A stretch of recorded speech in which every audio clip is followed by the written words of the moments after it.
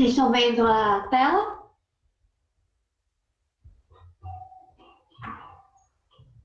Estamos sim, doutora. Então, como apresentou, meu nome é Juliana, eu sou médica, terminei pneumo agora e vou dar uma aula hoje para vocês de DPOC, a doença pulmonar obstrutiva crônica. Alguém sabe assim, o que é DPOC?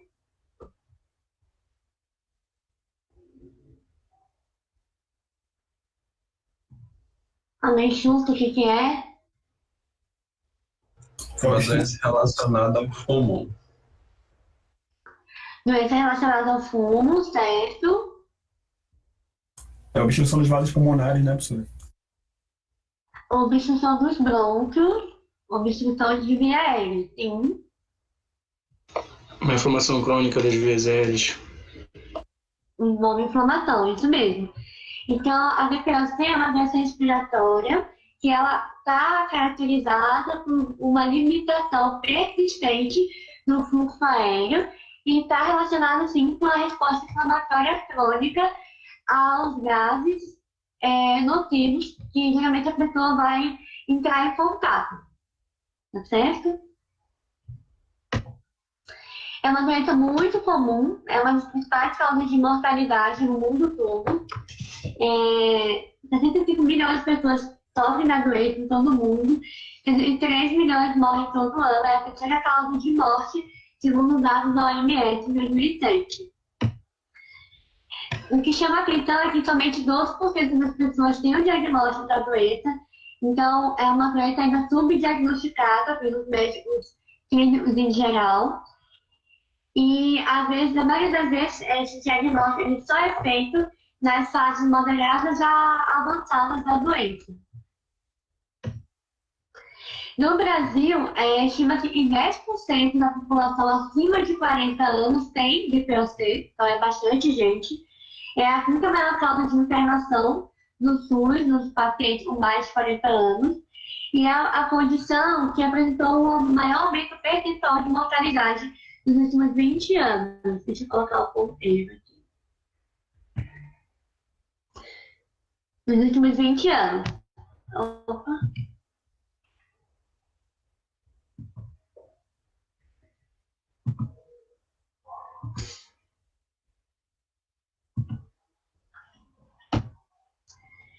Seis a 15% da população brasileira acima de 40 anos tem DPOC, 15% dos fumantes vão ter DPOC e 3 a 7 milhões de brasileiros têm DPOC. Isso equivale aproximadamente à população da cidade do Rio de Janeiro. Como algumas pessoas já falaram, que está relacionado com o tabagismo, então ele é um fator de risco. Alguém sabe dizer algum outro fator de risco para o DPOC? Algumas atividades laborais, né? Isso. Atividade laboral, sim. Algum outro? Infecções de vias aéreas de repetição. Infecção de via aérea de repetição. A própria idade também, né? Idade. Tem uma enzima, não? Um alfa, alguma coisa, não? Que também dá deficiência. Alfa-1-antitrypsina. Isso mesmo. Então, assim, como fator de risco, a gente tem o tabagismo. Deixa eu tirar aqui vocês verem essa parte. Muito bom. O tabagismo é o principal fator de risco, tá certo? Tem as doenças ocupacionais relacionadas ao trabalho, principalmente aquelas relacionadas à queima de biomassa. Então, isso é muito comum no Nordeste, naquelas pessoas mais humildes e tem fogão a lenha em casa, e a mulher acaba usando muito o fogão a lenha para cozinhar. O fator genético, que dá o falando, o sexo mais prevalente no sexo masculino e pessoas mais idosas, poluição ambiental. Então, aqui em São Paulo, a gente tem uma poluição do ar mais constante. Então, fator de risco para a DPOC, nível socioeconômico, infecções de repetição e crescimento e desenvolvimento pulmonar. A gente sabe que pessoas que têm alguma alteração do desenvolvimento pulmonar na infância, elas podem ter DPOC mais facilmente. do que as outras.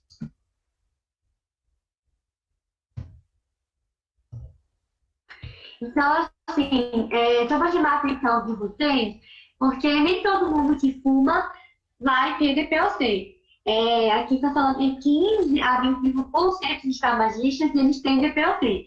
É o principal fator de risco, continua sendo o principal fator de risco, mas a gente acredita que existe uma ação genética, nem todo mundo que fuma tem a doença, tá certo? Então, a gente acredita, sim, que existe uma susceptibilidade genética à doença. Falando um pouquinho da fisiopatologia da doença, a gente vai ter exposição aos gases nocivos, a um fator que vai irritar o pulmão. Isso vai chegar a bactérias, esse gás, isso vai ativar macrófagos, neutrófilos, vai ativar linfócitos também. Isso vai levar a desencadear uma reação inflamatória, que vai levar à hipersecreção mucosa, que vai ter aquele paciente, antigamente a gente dividia os pacientes DPOC no paciente bronquítico e no paciente enfisematoso. Hoje em dia a gente não costuma mais fazer tanto essa divisão, mas aqui seria o paciente bronquítico, aquele paciente que tem mais tosse produtiva, e o enfisematoso é aquele paciente que não tem tanta tosse, tá? Mas essa inflamação vai levar a bronquite, a hipersecreção de muco, e a destruição da parede alveolar, que vai levar ao enfisema que a gente vai ver na tomografia. E também pode levar a... Opa! Gente, o que aconteceu? Pera. Não se assustem no meio da aula, a minha parte é animação. Que também vai levar a fibrose e espessamento das vias aéreas, tá? Então, o tabagismo ele também leva, não só a enfisema, mas ele também pode levar a fibrose pulmonar, tá certo? Isso também, na fisiopatologia, entra a questão do estresse oxidativo, vai ter uma diminuição da eliminação de radicais livres, então tudo isso aumenta a inflamação da via aérea. Esse slide é para chamar a atenção de vocês que de 1990 tem uma estimativa que até 2030 o DPOC ele vai ser a quarta principal causa de incapacidade. Incapacidade, no caso, o paciente ele não vai conseguir fazer as coisas dele em casa, não vai conseguir trabalhar. E qual é a principal causa assim, de dispneia nesse paciente? A gente vai ter obstrução de via aérea, que vai levar a um aprisionamento de ar, ou seja, a via aérea ela vai estar obstruída, vai estar contraída, o ar ele vai ficar aprisionado dentro do pulmão, isso vai levar a uma hiperinsuflação pulmonar, que a gente chama, que vai dar a sensação de dispneia, vai alterar a qualidade de vida desse paciente e também pode levar à limitação física. Isso acaba virando um ciclo vicioso, porque ao mesmo tempo que a hiperinsuflação leva à limitação física, o desfuncionamento que a maioria dos pacientes, grande parte da população tem, faz fazer com que ele precise aumentar o trabalho ventilatório dele.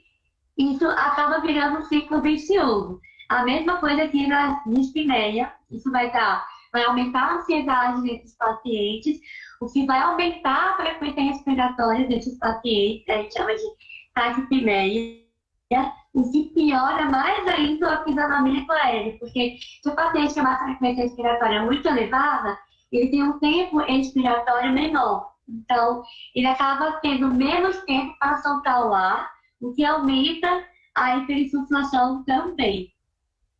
Tá certo? Alguma dúvida nesse slide?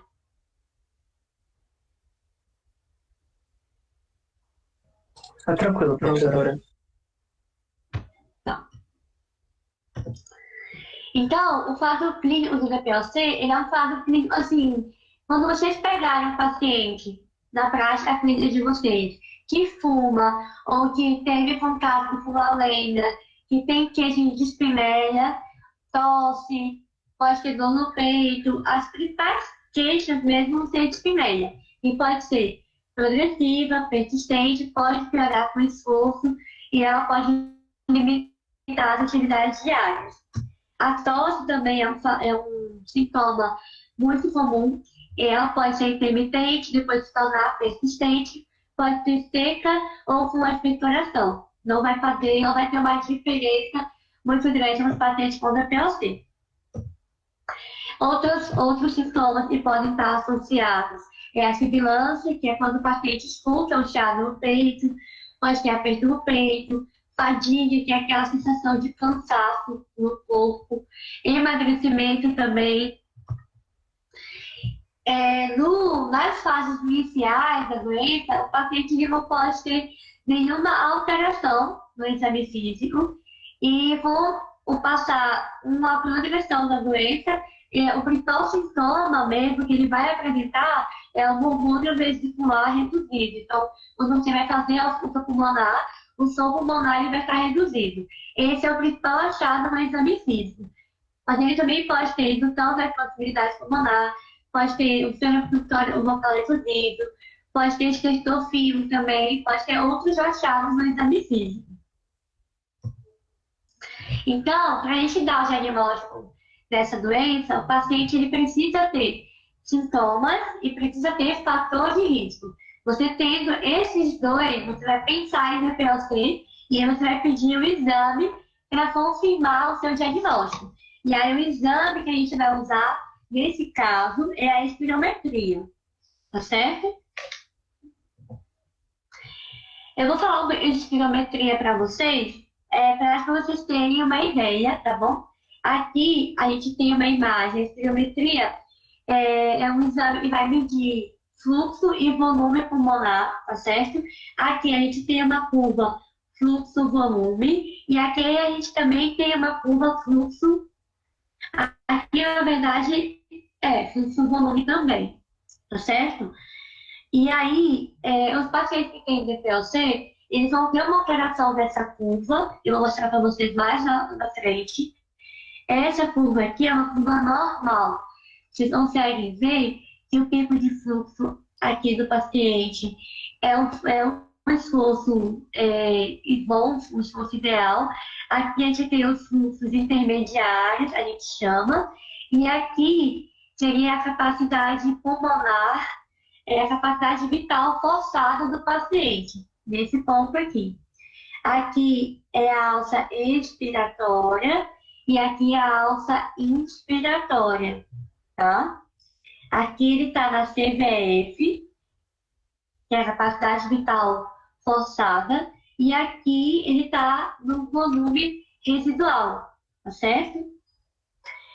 Aqui nessa outra imagem, a gente tem uma curva normal, aqui a gente tem uma curvinha sugestiva de fibrose pulmonar, que ela é uma curva mais achatada, ou uma curva amputada, a gente chama, como se essa curva aqui, ao invés de terminar aqui no 4, ela terminasse aqui no 6, ela terminasse aqui no 4, tá? E aqui a gente tem uma curva de obstrução. A gente chama isso aqui uma curva como se o paciente tivesse uma cadeira de praia. Vocês podem perceber que ela realmente lembra uma cadeira de praia. E a curva de fibrose seria a curva em dedo de luva que a gente chama. Para a gente dar o diagnóstico de DPOC, a gente costuma usar o corte de uma relação VF1, que é o volume expiratório forçado, em 1 segundo, pela CVF, após o broncodilatador, menor que 70%, tá? A gente também pode usar os fluxos intermediários, eles são mais sensíveis, ou seja, eles se alteram primeiro, tá certo? Então, se o paciente tem uma relação VF1 sobre CVF normal, mas tem um fluxo intermediário reduzido, com uma história de tosse, de dispneia, tabagista, a gente pode sim pensar em DPOC, tá certo? Aqui tem outras imagens para vocês, mais ilustrativo. Aqui curva fluxo volume e aqui a curva volume tempo, tá? aqui, no tempo de 1 segundo, a gente vê o VF1 do paciente. Em fuga azul é o VF1 normal. Então, aqui seria o VF1 normal desse paciente. E, na realidade, ele está fazendo o VF1 aqui. Então, ele tem o VF1 reduzido. E aqui no final é a CVF do paciente. Tá? Aqui, uma fuga fluxo-volume normal. E aqui, uma fuga de obstrução, aquela barriguinha, carteirinha de praia. Tá certo? Então, aqui, a curva volume, tempo, a gente tem uma curva normal, tá certo? Aqui, o VF1 do paciente. Ah, meu Deus. Eu quero terminar a aula rápido para vocês, toda hora.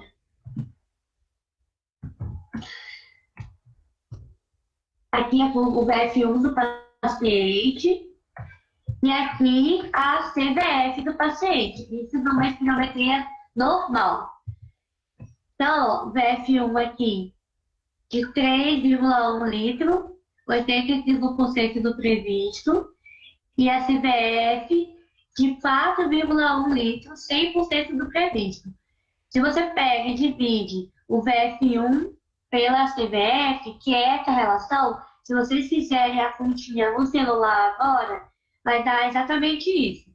3,10 dividido por 4,10 dá 0,75, que é essa relação. Então, uma relação normal maior que 0,7 é uma espirometria normal, tá certo? E aqui a gente tem uma espirometria anormal do paciente com DPOC. Então, esse aqui é a fuga desse paciente. Vocês veem que em preto seria o previsto para ele e em verdinho o que ele faz.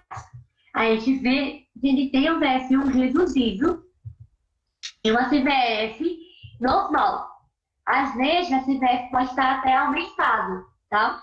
Então, de novo, se vocês dividirem 2,9, que é o VF1 do paciente, por 4,5, vocês vão ter uma relação de 64% que está reduzida. Tá certo? Alguma dúvida aqui da espirometria?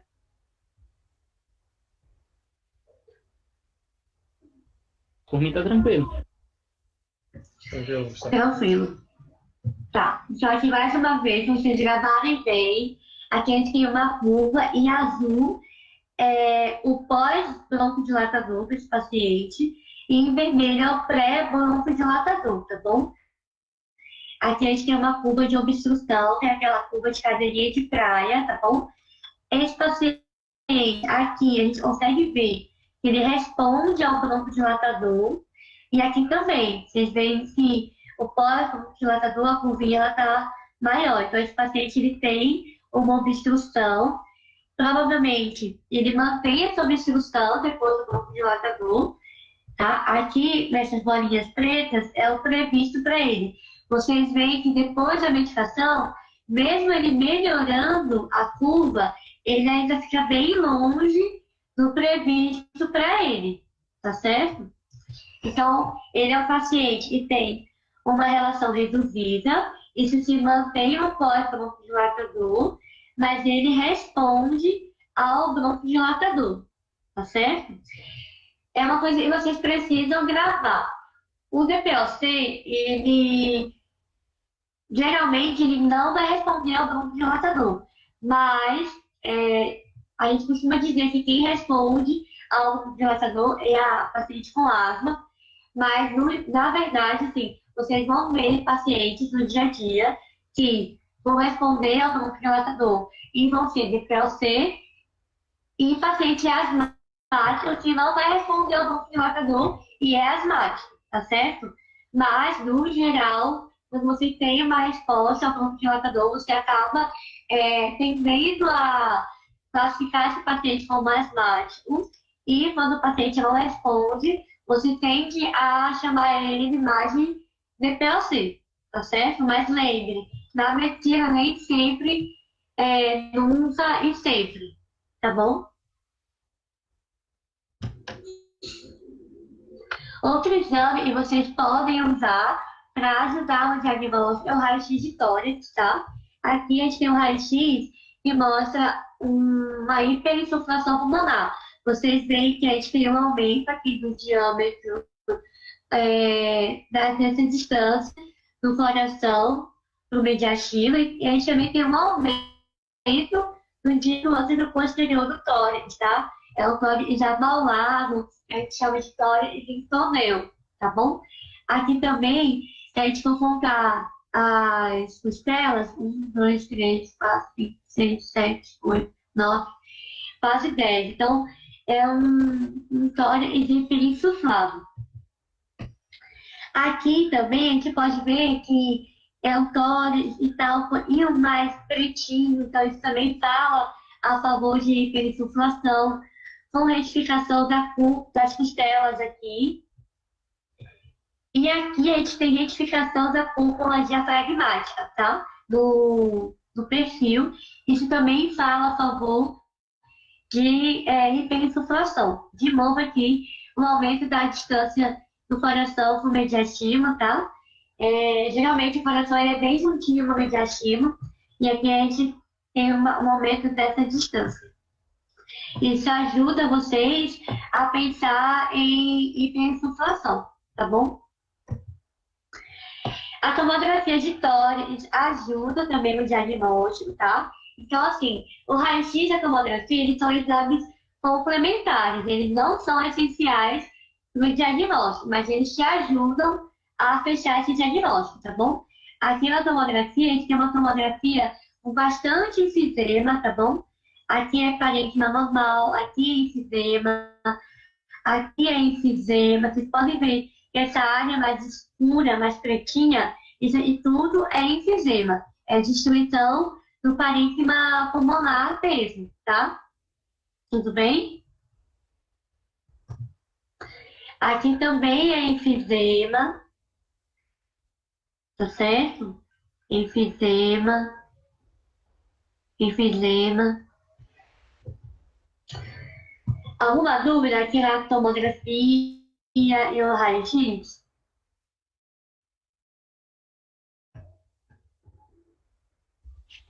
Não, doutor. Nenhum.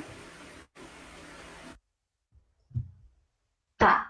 Então, você pensou, o paciente tem sintomas de dispneia, tosse, dor no peito, fuma e tem uma espirometria com distúrbio obstrutivo. Então, a gente tem que pensar em DPOC, mas lembrar sempre dos diagnósticos diferenciais, como eu falei.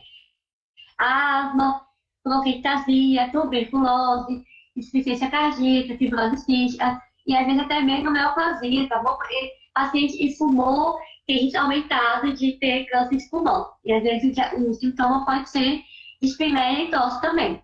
Perda de peso, tudo isso. O tratamento desses pacientes vai ser não medicamentoso e medicamentoso.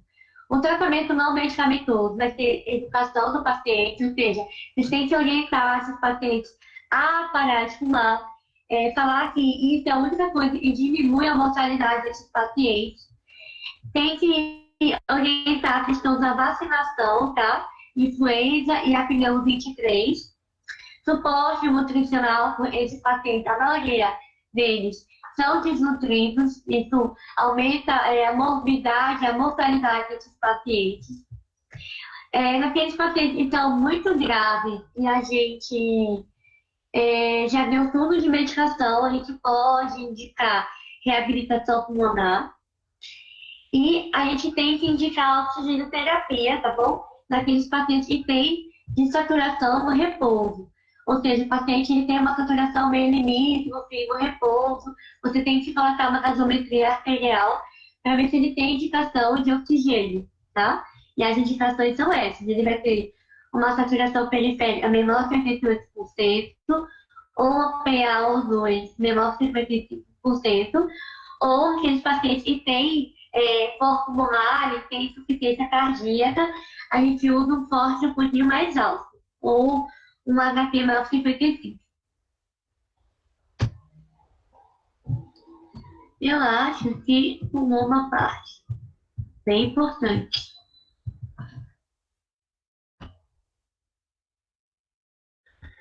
É porque o slide está fazendo isso. Então,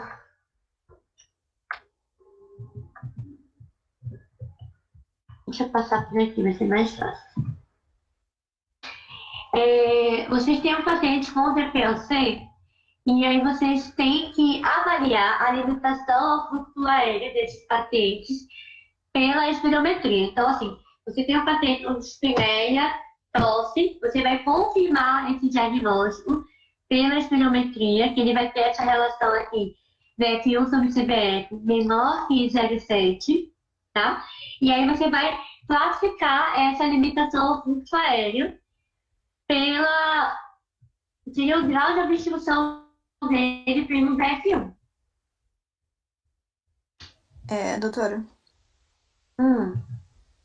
eu tenho uma pergunta com relação à reabilitação pulmonar desse paciente. Qual que é o objetivo da reabilitação para ele? Como que Pode ela falar. pode interferir para melhorar o quadro? A reabilitação, ela é muito mais de fisioterapia mesmo, é tipo uma musculação que os pacientes fazem, porque esses pacientes, além de ter doença pulmonar, a maioria deles é desnutrido, é sedentário, e os estudos mostram que quando você melhora a musculatura desses pacientes, eles têm melhora de qualidade de vida e melhora de sensação de dispneia. Isso não altera a mortalidade, mas melhora a qualidade de vida do paciente, melhora a sensação. Então, eles sentem menos falta de ar, porque a gente costuma melhorar a musculatura, principalmente a musculatura da perna. Tá? Então, eles vão fazer esteira, vão fazer musculação com pezinho, tudo isso acompanhado com fisioterapia, para melhorar essa sensação de dispneia. Tá certo? Mas a minha pergunta é porque eu vi que 2 pacientes com o mesmo PFUM, eles têm percepção de dispneia diferente por conta justamente dessa demanda energética do paciente. Os pacientes que eles têm mais atividades diárias, eles têm uma sensação de dispneia pior do que aqueles que têm menos atividades, sendo os 2 com o mesmo volume respiratório forçado. E aí minha dúvida é com relação a isso, né? Se não iria piorar o... Não, eu acho que você entendeu errado. Eu acho que quando você leu que o cara está falando de atividade diária, eu acho que é atividade do dia a dia. Tipo, paciente que costuma, sei lá, subir uma escada, fazer mais força, tipo, não é mais força, mas fazer mais esforço no dia a dia, eles vão ter uma percepção de dispneia maior do que paciente que fica o tempo inteiro deitado na cama, o paciente mais acamado, entendeu? Entendi. Certo?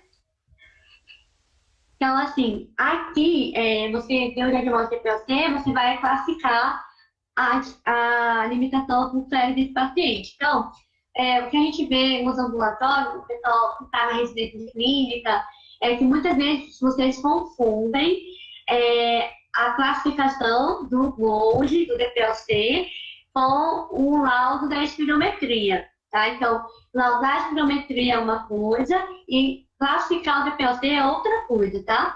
Aqui, ó, esses valores do VF1, a gente usa o VF1 pós-broncodilatador, e aí são esses valores aqui, 80, 50 e 30. O paciente que tem um VF1 pós-broncodilatador acima de 80%, ele vai ser um GOLD 1, de 50 a 79, um GOLD 2, de 30 a 49, um GOLD 3, e menor que 30, um GOLD 4, tá?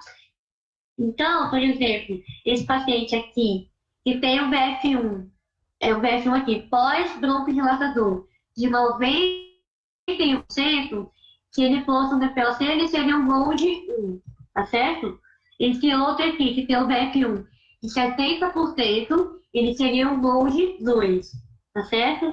Para classificar a obstrução desse paciente.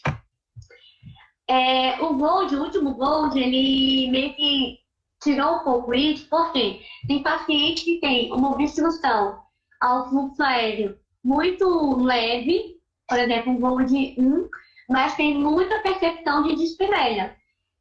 Então, você vai tratar esse paciente de um jeito independente do valor do VF1 dele. E tem paciente que tem um VF1 muito baixo e nem sente muita falta de ar. Então, assim, você hoje, atualmente, a gente vai se guiar muito mais pelos sintomas do paciente do que pela espirometria dele, tá certo?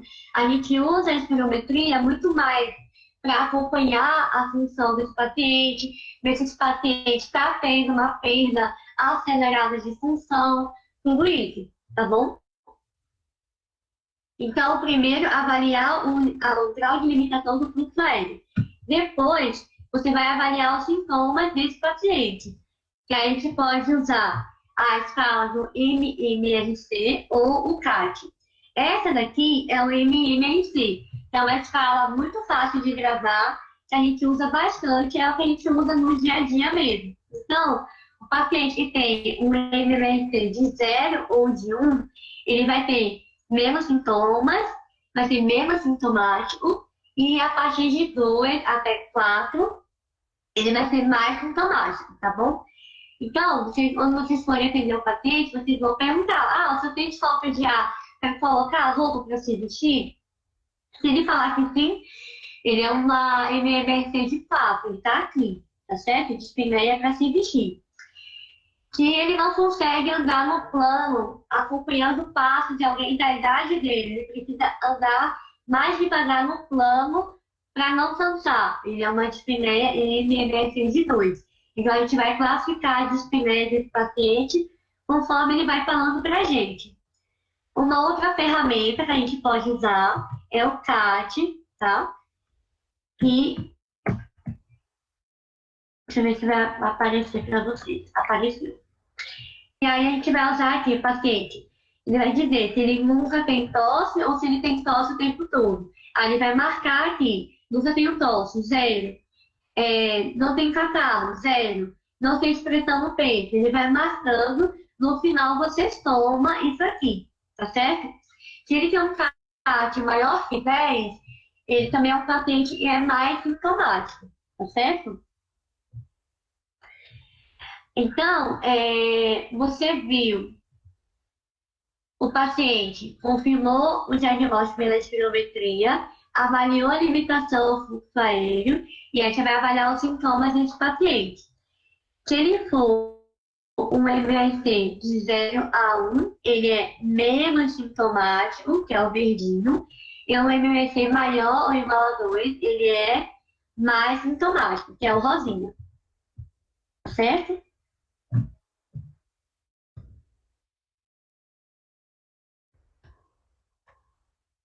Aqui o verdinho, aqui o rosinha.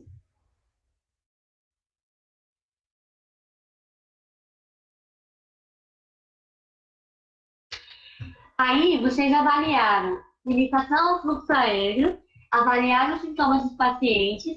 A outra coisa mandatória, assim, além do sintoma, a outra coisa principal na avaliação do paciente com DPOC é saber se esse paciente ele é exacerbador ou não. Como você vai dizer se esse paciente está exacerbado ou não?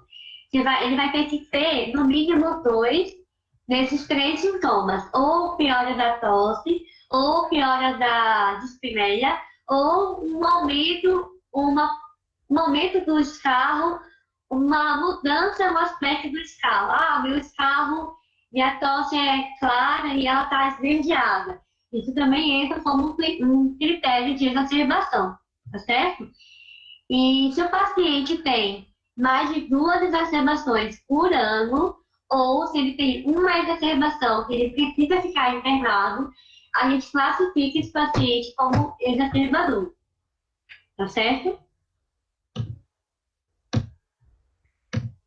E a outra coisa que a gente vai avaliar também são as comorbidades desse paciente. como a moça falou, no paciente mais desnutrido, se tem a de olho, se ele tem insuficiência cardíaca, se ele tem câncer de pulmão, a gente tem que fazer rastreio desses pacientes para a gente ver se tem câncer de pulmão, se eles têm apneia obstrutiva do sono, se eles têm depressão, ansiedade. Tudo isso são coisas que podem piorar a qualidade de vida desse paciente, são coisas que podem piorar os sintomas desse paciente, tá certo? Então, de novo aqui, nosso fluxograma.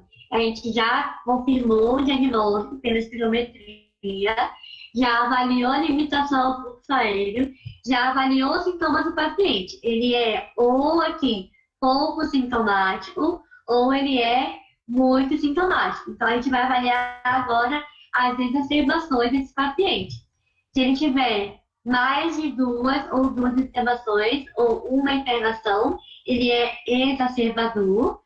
E se ele não tiver nenhuma hospitalização ou tiver até uma exacerbação, ele não é exacerbador. Então, vocês vão perceber que os pacientes de cima são pacientes exacerbadores e os pacientes de baixo são não exacerbadores, tá certo? Então, esse paciente aqui, ó, é o paciente mais grave de todos. Por quê? Ele é um paciente que tem exacerbação e ele é um paciente que tem muito sintoma, tá? Então, esse aqui é o paciente mais grave. Quando vocês vão ver o GOLD, que é a Bíblia do DPLC, eles classificam por letras. Então, aqui a gente tem o GOLD A, o GOLD B, o GOLD C e o GOLD D. Então, quando vocês estiverem no internato ou no dia a dia de vocês atendendo os pacientes, não adianta só colocar DPLC. Tem que classificar esse paciente. É um DPLC, GOLD, sei lá, 2B. Ou seja, ele tem um VF1 entre 50% e 79%, e ele é um GOLD B porque ele é um paciente que é muito sintomático, mas ele não é exacerbador, então ele é um GOLD B, tá? Por que isso é importante? Para a gente saber a gravidade desse paciente e para a gente também se guiar na questão do tratamento desse paciente, tá certo? Alguma dúvida em relação aqui à classificação do DPLC? Não, doutor. Não, doutor. Doutora, só uma dúvida. Essas exacerbações a gente conta dentro de quanto tempo? É em um ano. Ok. Aí, tinha pulado para esse slide. Falando agora de tratamento. Você diagnosticou, você classificou o DPLC e agora você vai tratar esse paciente. Tem o tratamento não medicamentoso, eu já falei, que é educação, vacinação. Não esqueçam, tá? De sempre checar a carteira vacinal desse paciente. E a questão da oxigenoterapia, da reabilitação. Alguns casos a gente indica cirurgia também, tá? Mas são casos específicos, a gente tem que avaliar se o paciente ele tem enfisema, se vale a pena submeter esse paciente a uma cirurgia, tá? E falando do tratamento medicamentoso, esse aqui é uma imagem do GOLD também, tá? O paciente que é o GOLD A, ele é aquele paciente que tem pouco sintoma e não é exacerbador. Esse paciente, a gente pode usar o bronquodilatador de curta duração, que é o salbutamol. Então, não está errado você deixar esse paciente com salbutamol. A gente acaba não gostando de deixar esse paciente só com salbutamol. Então, a gente acaba dando para eles o bronquodilatador de longa duração mesmo. Mas, se o paciente, sei lá, se ele não quer usar ou se não tem acesso a essa medicação, pode deixar ele só com salbutamol, não está errado, tá certo? Para ele usar se necessário, tá bom? O GOLD B, que é aquele paciente que tem muito sintoma. Então, assim, paciente que é muito sintomático, o que a gente vai querer? A gente vai querer broncodilatar esse paciente, para abrir o bronco, para liberar esse ar que está aprisionado, para melhorar a falta de ar desse paciente. Então, a gente vai usar o broncodilatador de longa ação. Pode ser o beta-2 de longa, que a gente chama de LAMA, ou pode ser o antimuscarínico, a gente chama de LAMA, tá certo? O grupo C, que é o paciente que é pouco sintomático, mas mesmo tendo pouco sintomático, ele tem muita exacerbação. A gente também vai dar broncodilatador para ele. De preferência, o LAMA, porque nos estudos que foram feitos, mostrou que os pacientes eles respondem mais ao LAMA, tá? Mas, no dia a dia, o LAMA ele é uma medicação cara. Aqui em São Paulo, a gente consegue dar pelo alto custo para esses pacientes, então eles conseguem pegar de graça. Se ele tiver um PF1 pós-BD menor que 60%. Mas isso é aqui no estado de São Paulo. Nos outros estados, eu acho que o LAMA não está disponível pelo alto custo. Então, acaba que é uma medicação que o paciente tem menos acesso, apesar de ser uma medicação muito boa. Então, se aí em Roraima o paciente não tem como pegar o LAMA pelo alto custo, a gente pode dar um LAMA para ele, que é o formoterol, o salmeterol, não tem problema. A gente tem que dar alguma coisa, tá certo? E no grupo D, que é aquele paciente que é muito sintomático e é exacerbador, a gente vai dar tudo que a gente pode. O que eu queria que vocês gravassem aqui é que a principal indicação de corticoide inalatório nos pacientes com DPOC é exacerbação, tá certo? Então, nesse paciente aqui do grupo C, que é o paciente que é exacerbador, também não está errado você dar o LABA com corticoide inalatório, tá? Que é o nosso famoso Alenia, que é o formoterol com albugenonida, tá bom? Então, o paciente que é exacerbador, você tem indicação, você pode dar o corticoide inalatório, tá certo? Essa indicação, ela fica mais forte quando esse paciente ele tem um eosinófilo maior que 300 no sangue periférico, tá? Então, se for um hemograma desse paciente, esse paciente ele tem um eosinófilo alto, você vai pensar que esse paciente vai responder mais ao corticoide inalatório. Então, isso te dá mais vontade de iniciar o corticoide inalatório para esse paciente, tá certo? Se o paciente ele é muito sintomático, por exemplo, um CAT é maior que 20, você pode dar preferência pela dupla broncodilatação, que é o LABA e o LAMA.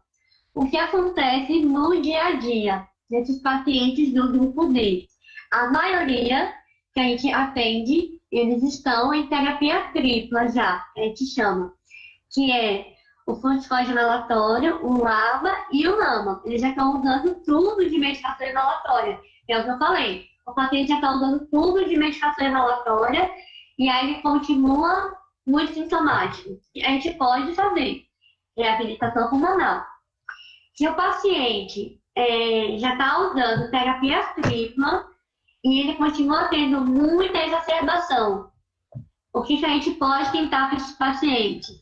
Tem duas medicações, a gente pode tentar, que é a acitromicina, tá? Antibiótico, mas é uma dose imunomoduladora que a gente chama, que é uma dose de 500 miligramas, 3 vezes por semana. Então, eu lembro que a primeira vez que eu peguei a azitromicina, o paciente me falando que estava usando a azitromicina segunda, quarta e sexta, eu achei que estava errado. Mas a gente usa, é uma dose imunomoduladora, tá? Os pacientes melhoram muito, seca muito sua nutrição, tá bom? Então, se o paciente, mesmo usando terapia tripla, continua exacerbando, você pode usar a azitromicina ou você pode usar o Roflumilac, que é uma medicação que a gente chama de Daxas, tá? É uma medicação oral e acaba que ela é um pouco mais cara, então a gente acaba preferindo a azitromicina, tá certo? Quando você for iniciar a azitromicina, tem que tomar cuidado, tá bom? Paciente que tem glaucoma, paciente que tem arritmia, você tem que pedir um eletro antes de começar a azitromicina, porque ela pode diminuir o intervalo QT, pode predispor a arritmia. Então, se o paciente já tem uma arritmia ou se ele tem um intervalo sem ter curto, você pode ter um pouco mais de cautela, pensar 2 vezes antes de iniciar essa medicação. E você tem que pedir a audiometria desses pacientes, porque ela pode dar hipoacusia, ela pode diminuir a audição do paciente, tá certo? Então, é sempre bom você ter uma audiometria basal desse paciente, porque se ele vem com queixa de, eu tô mais surdo, eu tô ouvindo menos, você pede uma nova, compara as duas e vê se teve perda audiométrica mesmo. E se tiver, você tem que avaliar suspender a medicação, tá certo? Deu para entender essa parte? Deu, professor? Sim. Alguma dúvida com relação ao tratamento? Professora, eu tenho só uma dúvida, que no meu tutorial o pessoal falou sobre o Berotec, né, que ele tinha sido descontinuado pelo fabricante e que ele tinha recomendado a não utilização, mas eu pesquisei na internet e não achei nenhum estudo nem nada de por que ele foi descontinuado, e ainda tem outros fabricantes que usam o fenoterol, né, não o Berotec, mas... E na prática o pessoal ainda fala Berotec, mesmo não sendo, né? Na verdade, sim. A grande questão, provavelmente, que foi descontinuada a produção do Berotec, que é o fenoterol mesmo, deve ter uma coisa da farmácia mesmo, da indústria farmacêutica, tá? Não tem contraindicação, óbvio. Se o paciente tem arritmia, se ele relata que já fez arritmia usando o fenoterol, a gente vai evitar de usar esse remédio. O que acontece é o efeito do remédio da taquicardia, acelerar o batimento cardíaco. O que muita gente vê na prática é que o pessoal, principalmente o pessoal clínico, que atende na emergência, fica com medo de dar o fenoterol, os pacientes estão em broncoespasmo, e aí ao invés de fazer a gota correta, que a gente, na pneumo, a gente usa 10 a 20 gotas de Berotec, e de acrovente a gente costuma usar 20 a 40 gotas. Então, no dia a dia a gente costuma prescrever 10 gotas de Berotec e 40 gotas de acrovente de inalação. E o que acontece? O pessoal fica com medo de fazer essa dosagem e aí prescreve 4 gotas de Berotec. E isso não vai broncodilatar, porque ele não é um beta-2 seletivo, ele não vai agir só no pulmão, ele vai agir no coração também. E essa dose pequena vai agir muito mais no coração do que no pulmão. Então, acaba que você tem muito mais o efeito colateral do remédio do que o efeito mesmo no pulmão. Então, isso é ruim para o paciente, tá? Então, não tenho medo de usar o fenoterol 10 lux. Por quê? O paciente que está em broncoespasmo, ele está dispneico, ele está com falta de ar, ele pode estar saturando. Então, tudo isso vai aumentar a frequência cardíaca desse paciente. Se você melhora isso, a frequência cardíaca do paciente vai até melhorar, tá certo? E o que vai levar esse paciente para ser entubado, a morte, está levando em risco a vida desse paciente, é o broncoespasmo, tá certo? Então, não tenho medo de usar fenoterol, tá bom? E nos lugares que não tem fenoterol, a gente está usando o salbutamol também, tá bom? Xarope para fazer inalação. Ou outras. Tá bom? Professora, isso que eu ia perguntar. Existe algum benefício no uso entre os dois? Porque eles são de curta. Uma diferença? Não existe. Antigamente, quando o Berotec era mais fácil de ser achado, a gente acabava preferindo ele gotinha para fazer a inalação, e o salbutamol, ele tem um spray, né, um nebulímetro, para fazer o sprayzinho. O que acontece? Quando o paciente está em broncoespasmo, ele está dispneico, ele está desconfortável, então é difícil para o paciente controlar, sincronizar o pulso quando ele aperta o pulso do salbutamol. Eu não sei se vocês já viram como é que é, ele tem que sincronizar mesmo, apertar e puxar. E o paciente com muita dispneia, ele vai estar com a frequência respiratória aumentada. Quando ele puxa, ele tem que segurar 10 segundos, o remédio agir no pulmão. Então, é difícil para o paciente usar a medicação. Então, acaba que ele fazendo a inalação, ele está respirando lá continuamente, ele não precisa controlar a respiração dele. É muito mais fácil é muito mais confortável para o paciente, entendeu? Mas não existe diferença de ação, de benefício. Os dois são igualmente eficazes, tá certo? Ótimo. Alguma outra pergunta, questão do tratamento?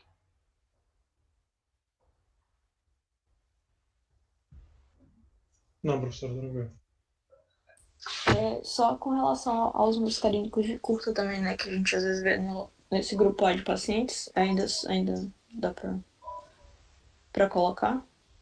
Já, na verdade, assim, eu adoro antimuscarínico. Eu gosto muito do LABA, mas, assim, sinceramente, é surreal como os pacientes melhoram quando eles estão usando o LAMA. É muito bom, é uma medicação, assim, excelente, pega que é cara, pega que não está disponível em todos os lugares. E o LAMA não, o antimuscarínico de curta duração, que é o Atrovent, que é o Epatropo, ele também é muito bom. Ele costuma ter menos efeito colateral que o Celoterol, né? Dá menos taquicardia, tá bom? E também é muito bom. Então, assim, às vezes você pega um paciente internado, por exemplo, numa enfermaria que é um DPOC, em um hospital não tem medicação inalatória, não tem alênia, não tem, sei lá, lama, não tem vanite, não tem nada, mas tem Berotec, tem Fenoterol e Atrovent. Não está errado você deixar esse paciente com inalação de horário, tá? Porque você está dando de lápis desse paciente, você está tratando esse paciente, mesmo que seja uma medicação de curta duração. Até ele conseguir uma medicação de longa duração, que é o ideal para ele, você pode fazer isso, tá certo? É melhor do que nada para esse paciente, tá bom?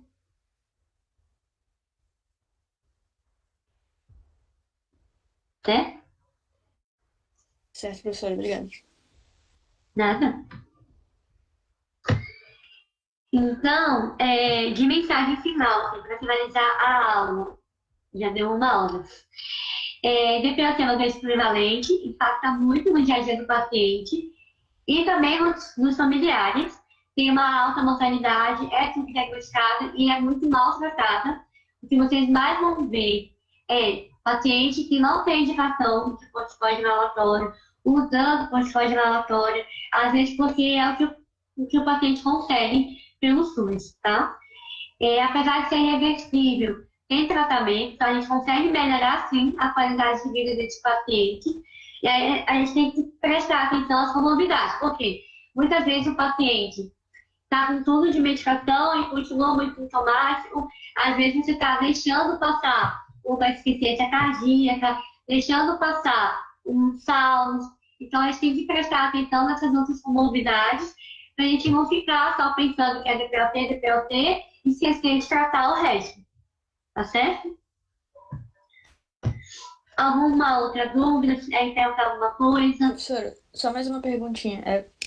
Com relação. É porque eu vi que existe possibilidade de fazer cirurgia pneumorredutora, né? Uhum. E como que esses pacientes. Existe isso mesmo? Tipo, é uma coisa acessível, possível? Existe.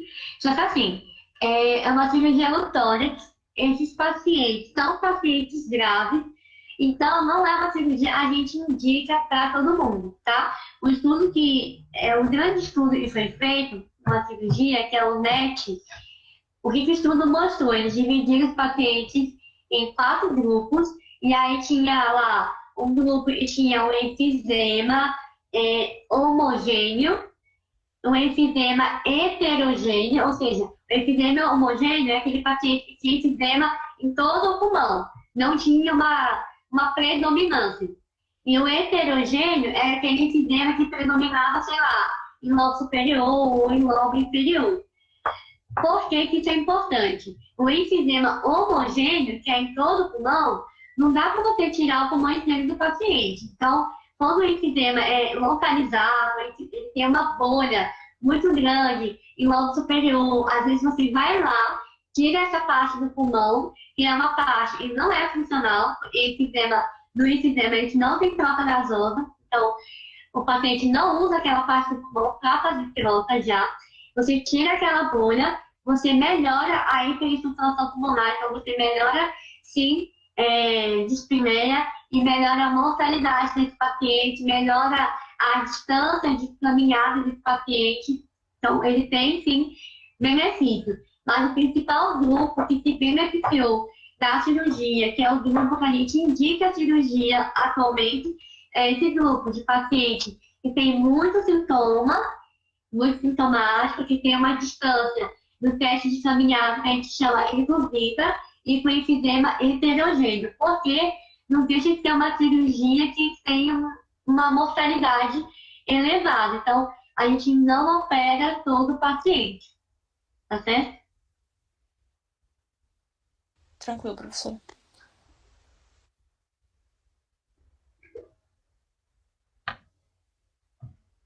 Alguma outra dúvida?